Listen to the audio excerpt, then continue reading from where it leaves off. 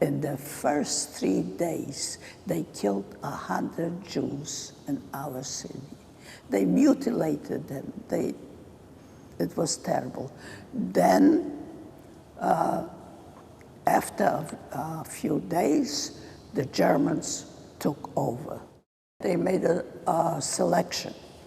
The craftsmen, the workers to one side, and all the professionals, doctors, lawyers, professors, teachers, accountants, students, the cream of the Jewish crop, the cream of the crop, the whole intelligentsia to the other side. They released the workers because anybody who was released was only worked to death. They kept the professionals, put them in prison overnight. They were abused terribly.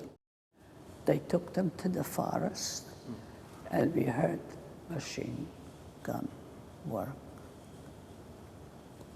We heard the shooting. We heard the machine guns. We did not want to believe it that is happening, that civilized people are killing innocent people. 450 men were massacred on the hill, in the forest, outside the city, a quarter of a mile from the city. That was called the first rejestracja, that's in Polish, the first registration.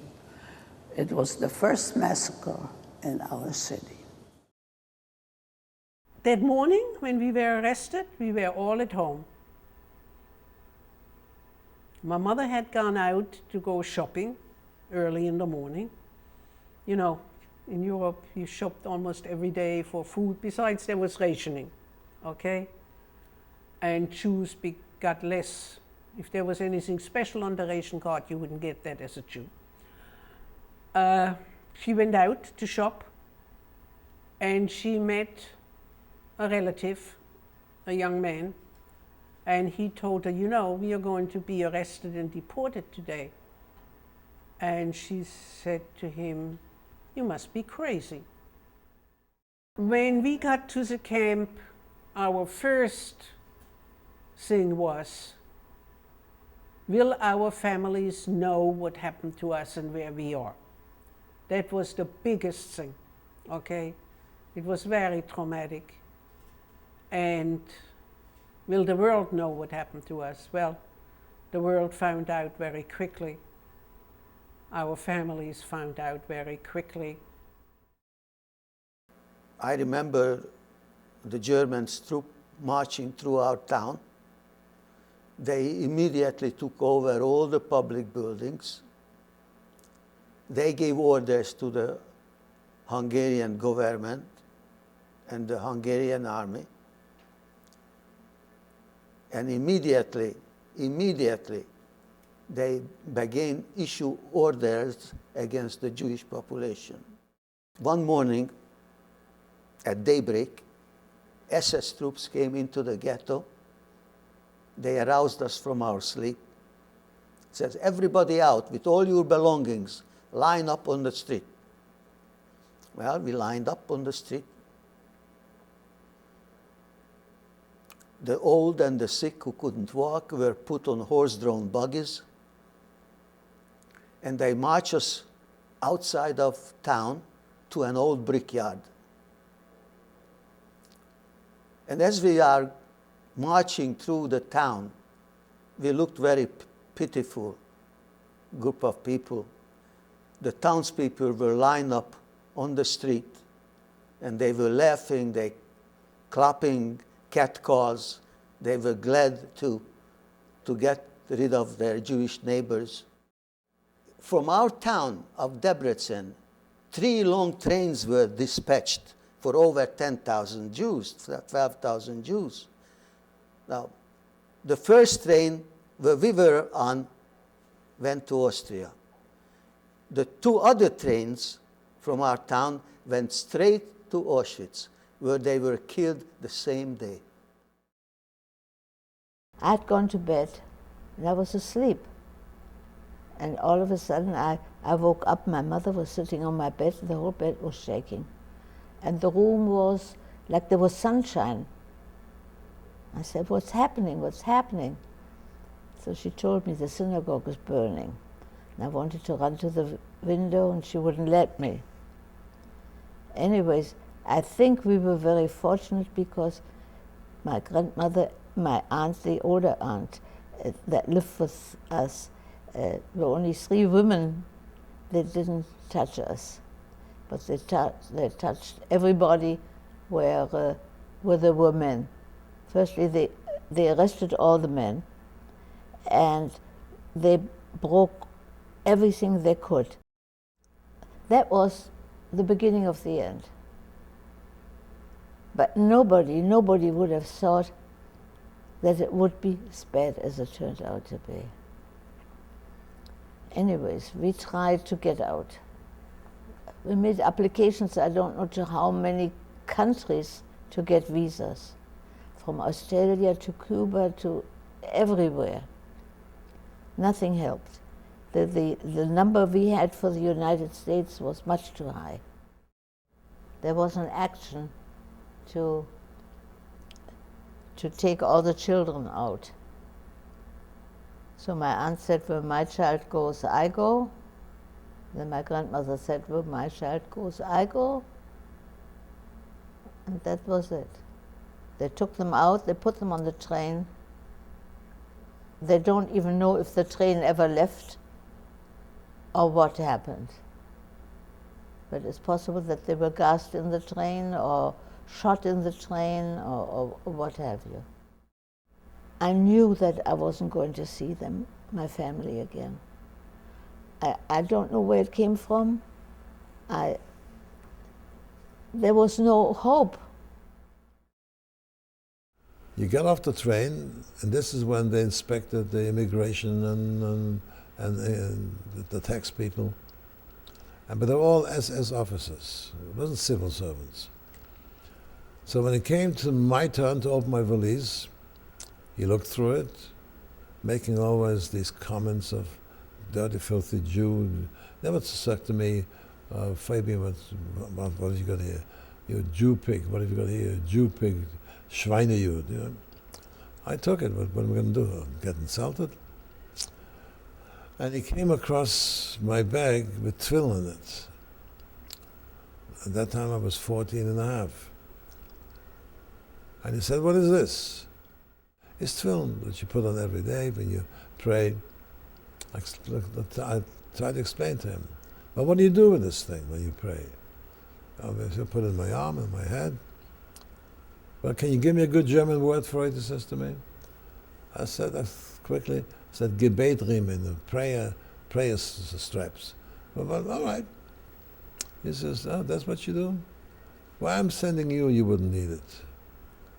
You ever hear of Dachau? I think that's what I'm going to send you. He wasn't joking. I said, well, what did I do that's wrong? Because this is not used for prayer, this is used for spying. It's an instrument for spies. You're spying on Germany, the whole story. And he took it away from me, threw it in the trash can. And he says, all right, you can go. I went back on the train. It was a train, maybe they had 20 cars. And I was devastated. First of all, I had no twill, I couldn't daven, right? Then what would happen to those twill? These are holy things for us, you know. And I was crying and I was devastated. And before I know it, half an hour later, into the trip, there's a knock on the door. And it's the conductor of the train. And he has the twill in his hand. I said, I went looking for you through the whole train, and I found you. I think this belongs to you. You did this for me, for a Jew? He said, a Jew is a human being. I don't believe all this nonsense they tell us about Jews. And he was a German train conductor. I said, you know, you could have been killed. They said, so?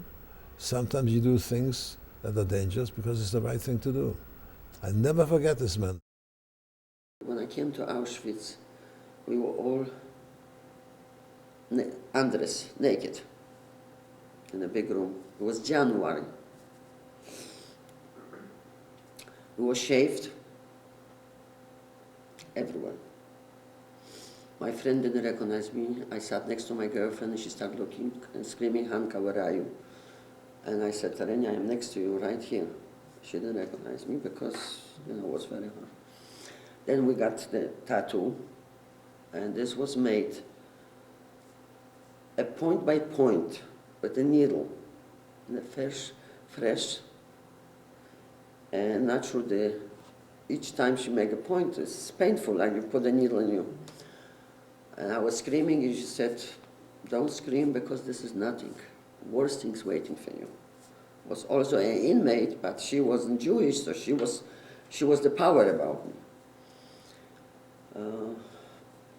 Then we were supposed to go to a shower, which was a very big room with a stone floor, no windows, no glass was in the windows, and the windows was all around, no glass.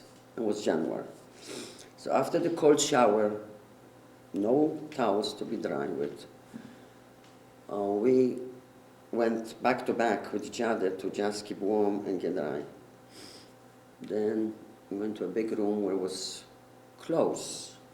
The clothes were the stripes dress with a jacket, with a Jewish star and a number. We were in a camp, with barbed wire and things. And they used to stop on the road with the trucks, line up, and the workers used to come out and climb on the truck, and they used to take us down the road to work on those stones and do other work. So it was a rain, a pouring rain, it was that day. So instead of climbing on the truck, we went around the truck, and in the side there were little houses. Polish people were living there. We got in a yard, and we hid there. The trucks went away, so we ran into, we were hiding during the day in a barn. And at night we made our way back home. It was 20 miles. And we ran home, we came home. About a few days later, the Judenrat, the Jewish council, found out about my escape. They sent the Jewish police to arrest me. They want to send me back. I wasn't hiding. They arrested my mother. When my father came from work, he offered the Jewish council to take my place. Father was afraid, if recognized, he'll be killed. The punishment was death. So they allowed him to go. After a lot of begging and crying, and they allowed my father to go. The next day, my father was shipped off to the concentration camp. You could see mothers still clutching their children, husbands still embracing their wives. In some, 3 generations died, some cattle cars. I knew those people. They were from my town, and some were from my family. My mother took a tremendous gamble, tremendous. It's amazing how heroic she was. She saw a person that looked like a Jew. It was the most, scary thing, because they were pogroms in those days for Jews, still, in Poland especially for the ones that were coming back from the camps. She goes over to him and she says, "Are you a Jew?" She said it in Yiddish. The guy blanched. He was so frightened, he figured she's a ruse. He didn't say a word. She took a chance and started to tell her whole life story in Yiddish. Who she was, who her father was, that they had come from Lithuania, that she jumped the whole 9 yards. And it turned out that this man was in Dachau with my grandfather. And he knew the date that my grandfather was taken out in the pit, where they killed the people, domino style. He knew the date of his Yahrzeit. He had been there. And he took her right away and he said, "Look, I've got to get you into what they called kibbutz." There was these groups. We've got to change your name. We've got to get you out of this uniform. And that's how she was able to find Jewish people.